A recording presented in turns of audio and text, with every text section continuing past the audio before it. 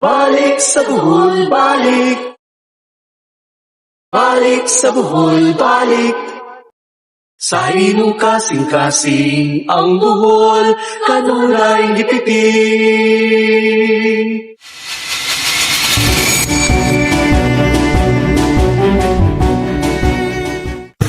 Beneath the quiet waters of Bohol lie stories that have remained silent for thousands of years. Are we ready to listen to them? Before history was written, before the churches stood, before the Sandugo was sealed, the island of Bohol was already alive, shaped by the sea, the forest, and the earliest people who called it home. In the caves of Anda, archaeologists uncovered traces of Bohol's earliest inhabitants, pottery shards, polished stones, ritual offerings, and skulls intentionally shaped through cranial deformation. These skulls were not accidents. They were symbols of identity and beauty, practiced across many Southeast Asian cultures. Here, the ancient Boholanos honored their ancestors who had been laid to rest in the sacred caves, protected their spirits, and carved their place in a world guided by tradition and belief. Nadunggan ako mga langit siya nga muna taguanan sa mga gingon nga mahadlokon nga tao tumutago. Una akong naibaluat. Unya ikaduha, karang doon ay mga engkanto, engkantadya, muna akong nadunggat. Along the shores of Panglao, Dawis, Mansasa ang Tagbilaran, coastal communities thrive. They gathered shells, crafted tools from bone and stone, and built boats that carried them across the Visayas. Trade connected them to Cebu, Siquijor, and Mindanao, long before foreign ships ever reached these waters.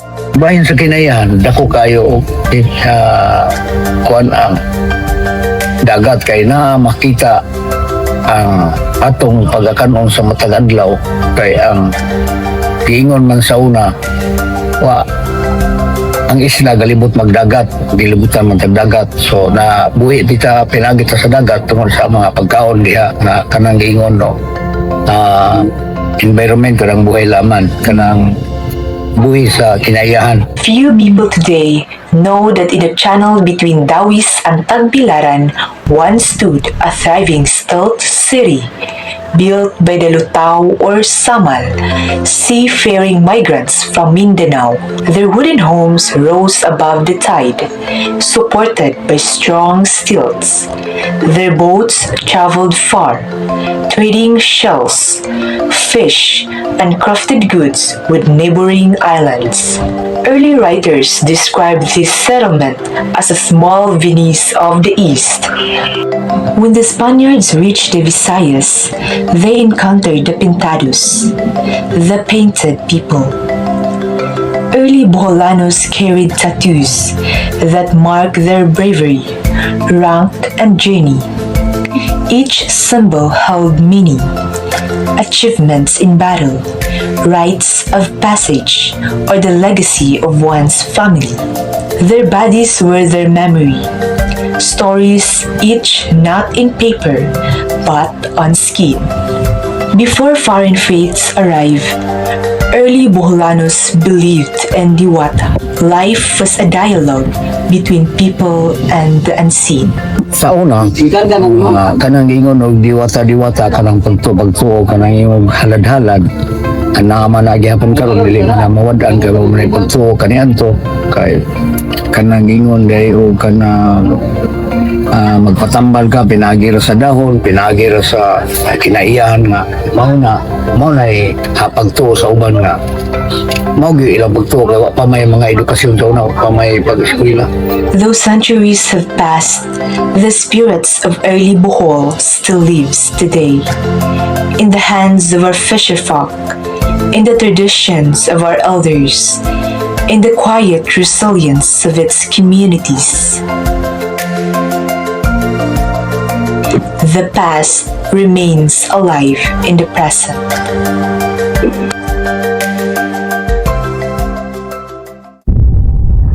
And as the centuries passed, these shores that nurtured the first Boholanos would soon witness something new.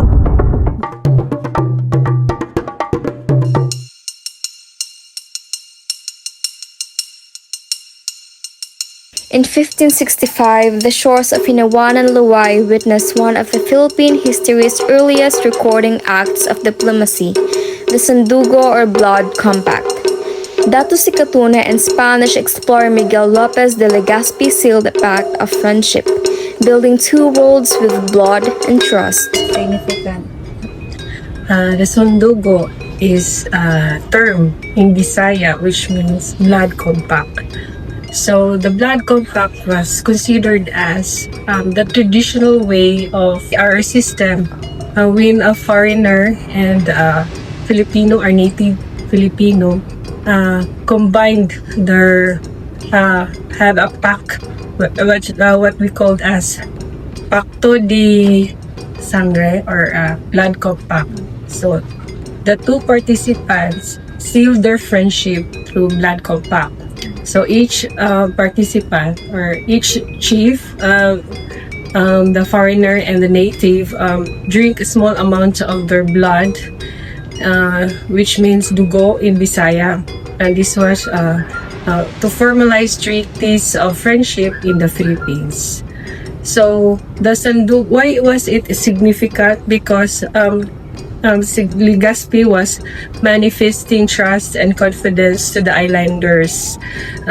So they entered into a blood compact with Dato Sicatuna for the purpose of ensuring friendly relations between the Spaniards and natives.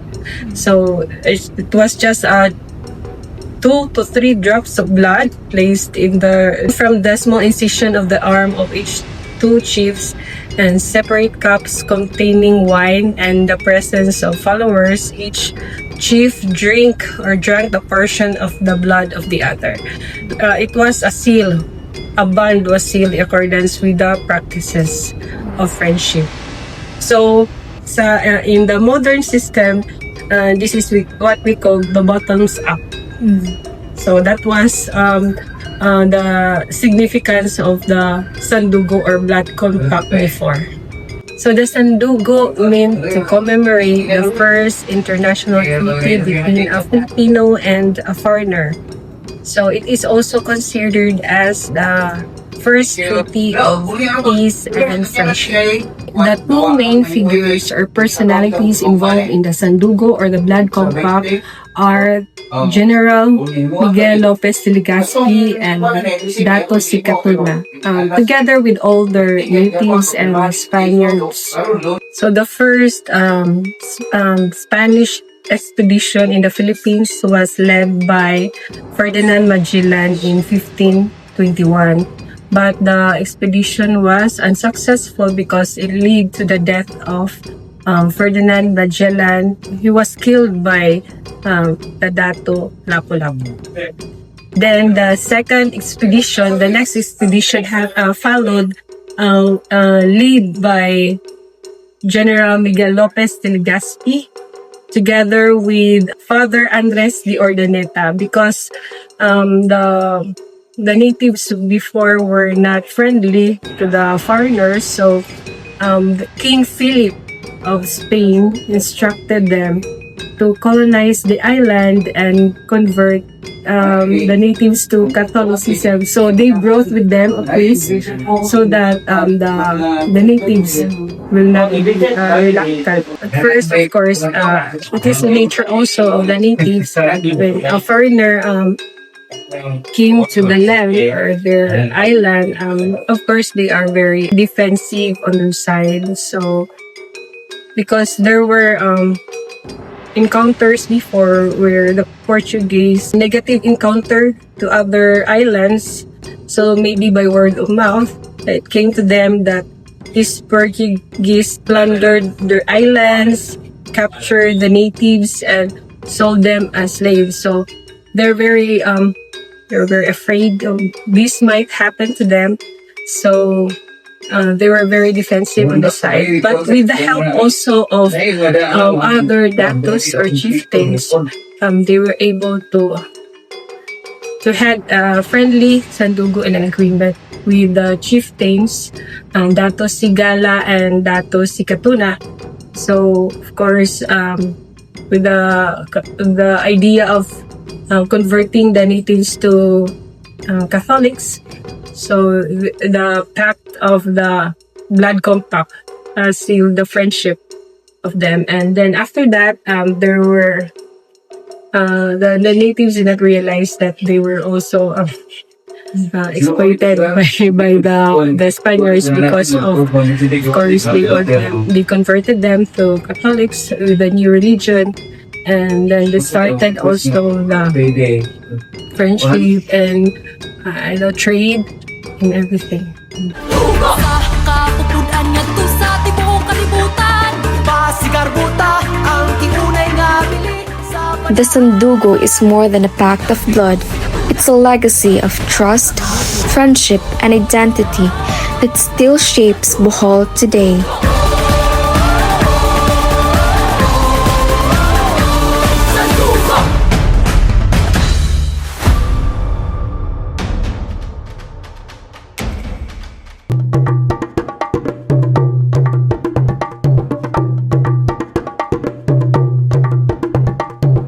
Isang simbahan na parang obra maestra. Intricate ceiling paintings, matandang pipe organ at altar na puno ng detalye. Ito ang Lobok Church. Pero noong lindol, halos gumuho. At dito, nagbago ang lahat. Dahil nakita ng buong Bohol na kahit gaano kaganda, kahit gaano katibay, ay maaari pa rin bumagsak. Pero ngayon, patuloy itong inaayos, inaangat, binubuo muli. Dahil ang Lobok Church ay simbolo ng pananampalatayang hindi sumusuko. Ini ang simbahan San Pedro dos Pares. Diyan, Lobok man. Tapos ang patruluhan, kanang una, kanang San Pedro, mag-inay ng patron. Ang pista niya, June 29. Niya, ang ikaduha nga ng mga patron, kaning Birhen. Na mao'y nakakahit ng shrine na ang simbahan. Diyan, ang Birhen, magpista, Birhen sa Guadalupe de Extremadura. Ang pista niya, May 24. Pag kung asa nga daghan nga tao sa pista na nilang lupa sa Mayo jo daghan mo kuan kay kanang birthday ka na kuan na siya milagrusa usapay na siya makaingon ng mga tao nga wala nagtukaw lang ko siguro may birthday na kaya na kung iyan ang sinina ang bro ang siko ang bitaw ano kay kadto ko daghan na sila na ang gagawin ang ino ang luno kay ito ba anak ako nga kanana typhoon pagdet pero si Jawa mabasa ang tubig diha sa inyong kilinan ato na hunaon anak ako ga si Jawa musus kita ko pero mas pa mabasa wala sa pagkakita ni Jaana sa una ko ganito mga ano na masakit ang pagdalupok wag ko ato sa una pa man siya ka nang paglabar bitaw ni Jaana kay yun ang liquid daghan na simbahan nga ibang kapitan di pa niya sila ang Espanya. Ya, pwede kang kapitan. Hindi mabri, jangan sudanan. Kapit kita sa subahan ni mabri. Pagkabutaan sa lubok, mabri na jangan sudanan nga. Tapos gusto daan eh. Pagdihanan eh, mga tao kaya masakit na tulog nila. Break ka nang di. Di ko amita kaya mabri naman. Di proses yun, bitaw. Tama ko na naman.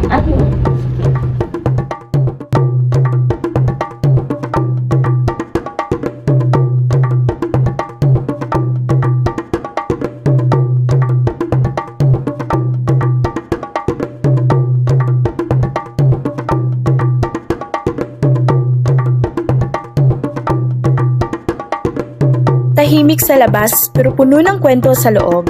Kilala ito sa neoclassical design. Ito ay ang Luay Church. Mga sahig na kahoy at kesame na may makukulay na pintura. Ngunit higit sa ganda, ito ring simbahan ang nakasaksi sa pagbabago mula panahon ng Kastila hanggang sa lindol noong 2013. Nasugatan man, ngunit muli itong tumindig. Parang mga taong piniling bumangon kaysa sumuko.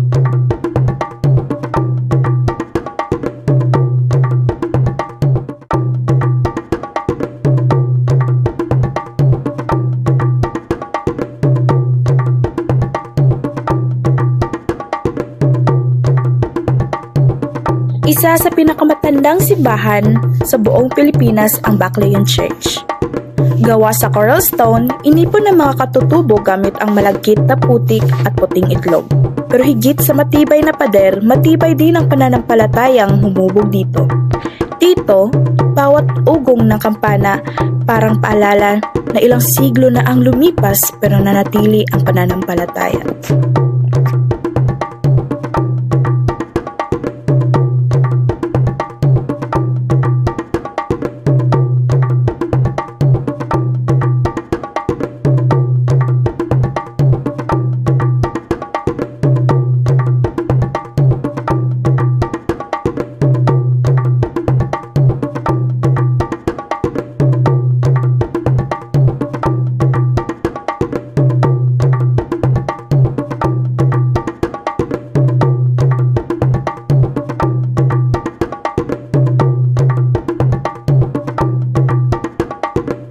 Tayo na may dumayo sa Taoist Church, na kung saan ang simbahang ito ay puno ng misteryo. Sa likod nito, may balyo na lumitaw kahit nasa gitna naman ng dagat ang lugar. At ang tubig, presko, malinis at sinasabing may gamot. Sino nga ba ang hindi mapapaisip? Marami na ang nagdasal, umasa at nagtangkang unawain ang milagro sa likod nito. Pero minsan, hindi na mahalaga ang paliwanag. Mahalaga ang pag-asa na nabibigay nito. Nandito po tayo ngayon sa Danau, Bohol. Kasama ang aming team upang masaksihan ang natatanging kagandahan ng lungsod.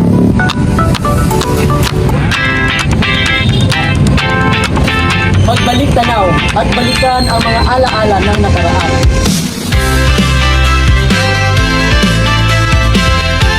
Ang Danau ay isa sa lugar sa probinsya ng Bohol na sagana sa ganda at kasaysayan. Push away, never stop, we find our way. Move so fast, we make it last. Chasing time, it's running past. We race the sun, no time to stray. Bukod sa natural na ganda nito, dito rin naganap ang unang magsikan laban sa mga Espanyol na pinangunuhan ng isang Boholano na si Francisco de Bohol.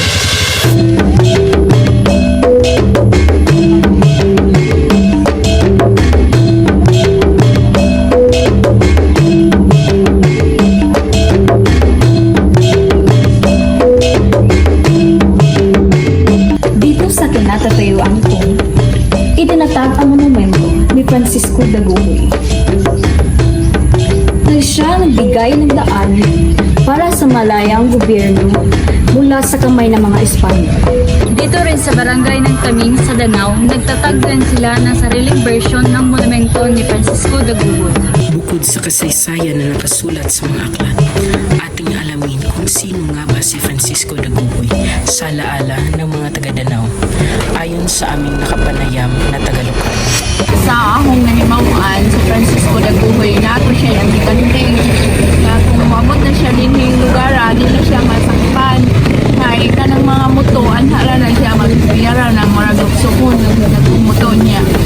Ang iyahang tamin ni Francisco de Bohol, diha dyan na hakbong ang barangay tamin. Dahil sa muto sa kantiyan.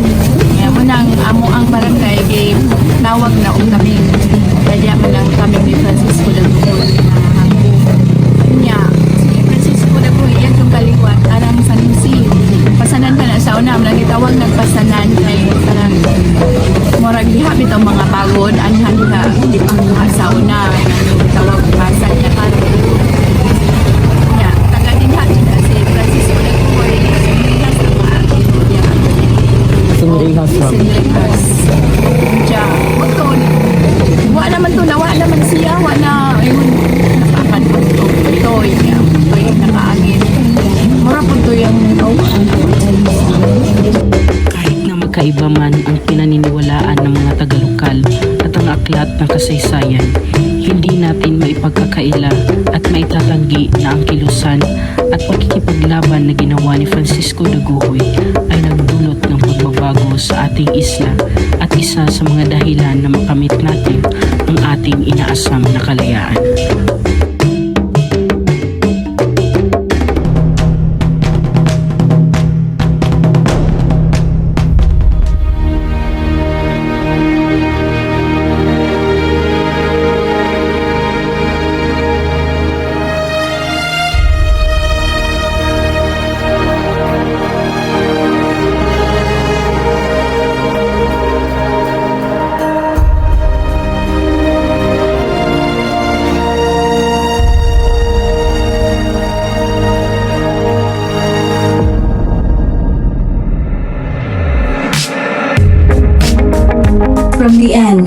Spanish rule, Boholanos faced challenges that tested their courage to fight for their homeland.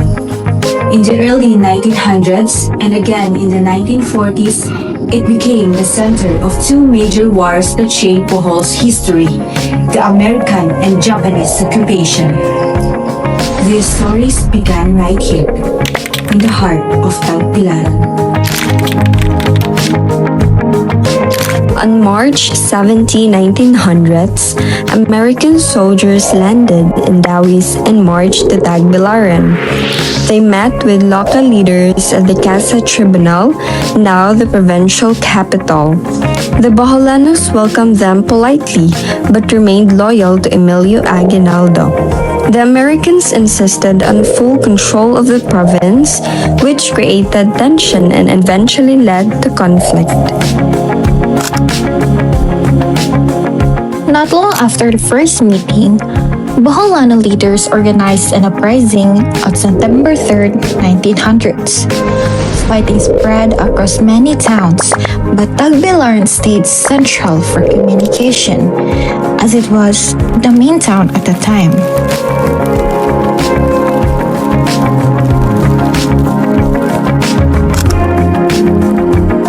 Over 40 years later, Tagbilaran faced another foreign force. On May 17, 1942, Japanese troops landed and began occupying Bohol. The people once again faced fear and uncertainty as war reached their homes.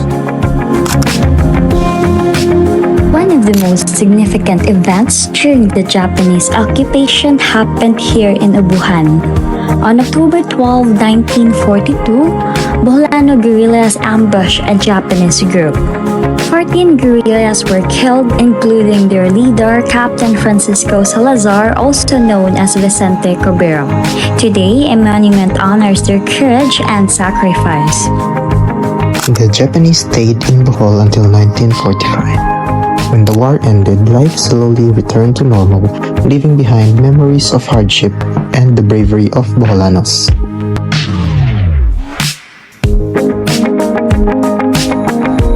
The American and Japanese period left lasting marks on Tagbilaran City. These stories remind us how Boholanos stayed strong, worked together, and continued moving forward despite the challenges to acquire freedom.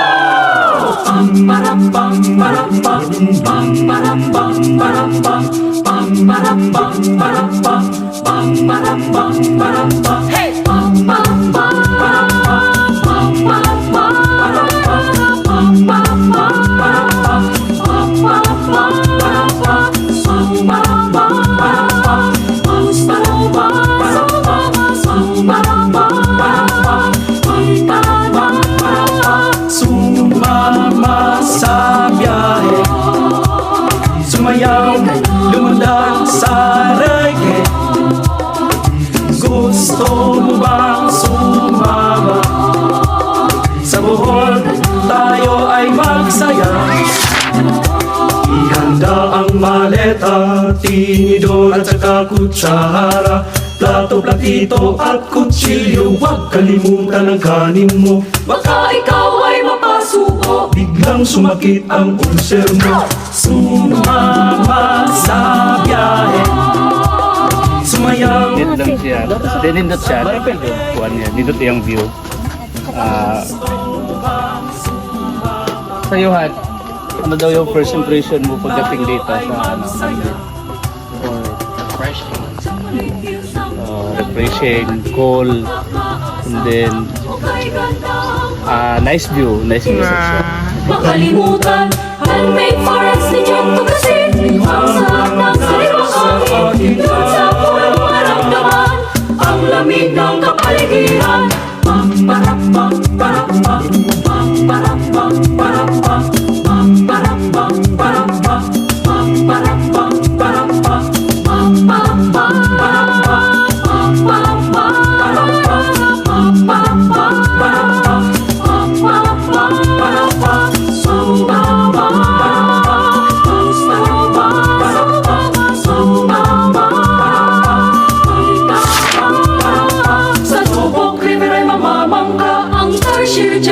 magkikita at tayo ay tumalon sabay sa agos ng tubig.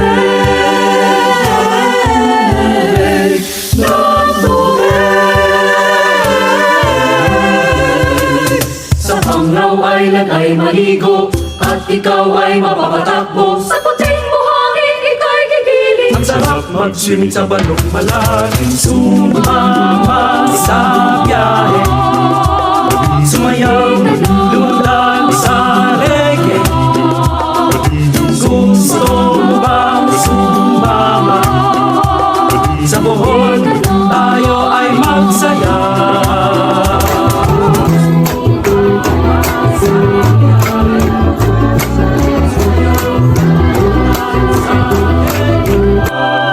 Gusto